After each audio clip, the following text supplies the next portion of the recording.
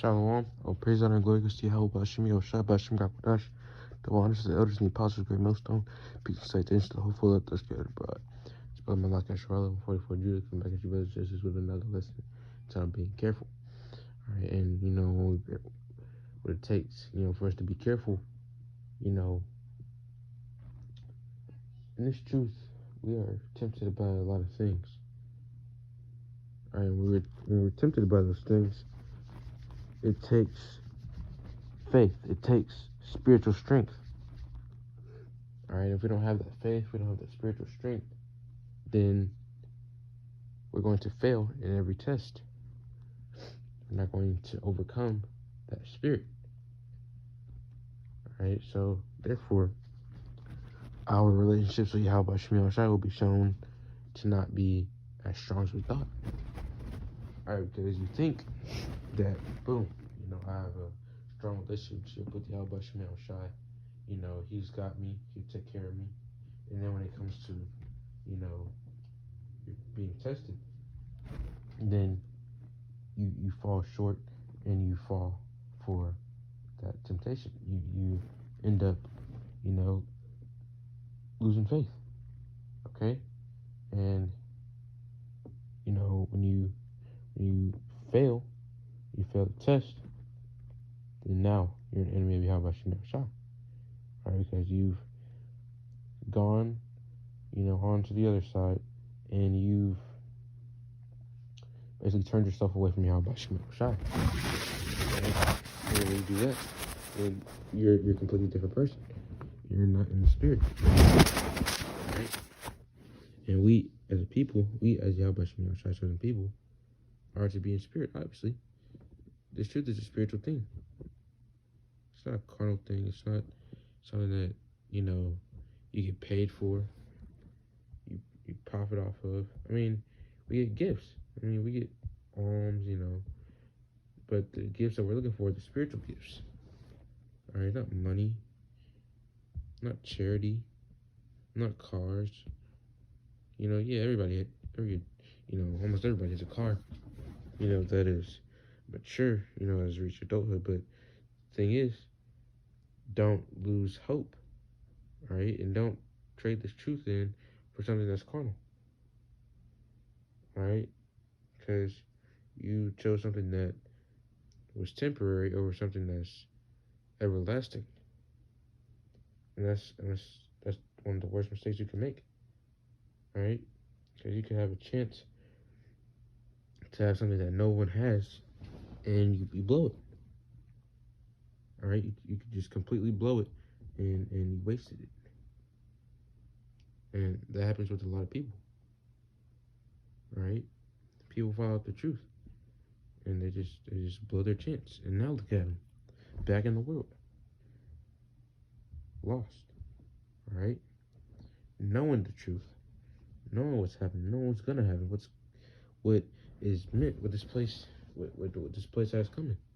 They know, and yet they still tend to fall short. That's how it goes sometimes.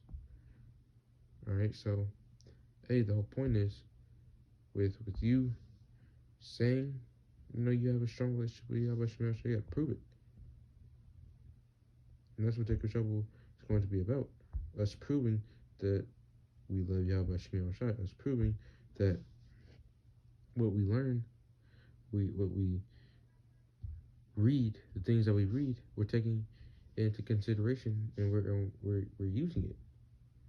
That's what Jacob's Trouble is about. Showing our appreciation, showing our true love for Yahweh Shema Shai. If we really love it. All right? If we are really paying attention. Okay, because, hey, Jacob's Trouble is full. It's going to be full of temptations, full of tests. Jacob's Trouble is one big test. All right, and Jacob's going to fall short, like I said.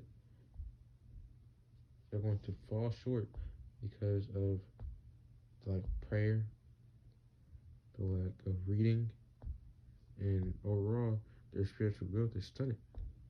They're stunted because they're not practicing. They're not taking heed. They walk past brothers every day every day. The brothers are out there every day. All right? And if they don't walk past them, then they see it on the internet. They scroll past it on the internet, or they hear about it on the internet eventually. Everybody has heard of the Hebrew Israelites. And if they haven't heard of them now, they're going to hear of them way before it takes trouble. Because nobody is going to not know or hear of this truth. All right, this world will know. So let's get some scriptures on that. So the first scripture I'll get is Ephesians 5 and 15. Hold on.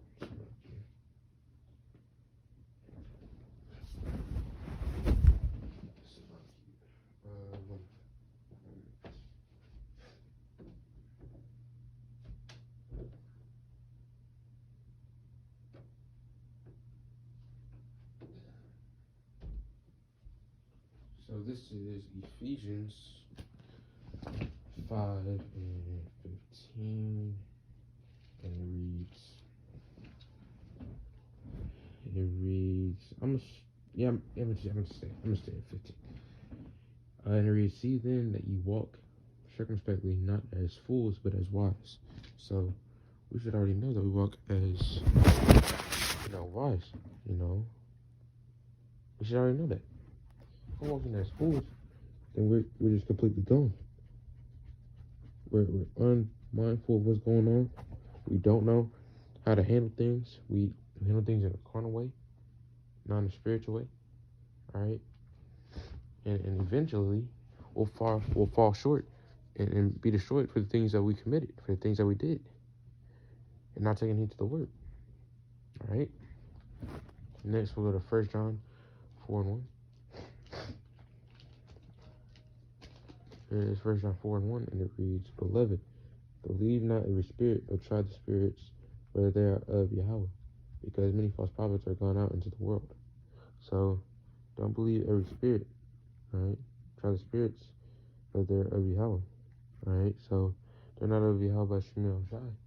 Leave them alone, all right? Those spirits are going to lead you into a whole nother mindset, a whole nother spirit.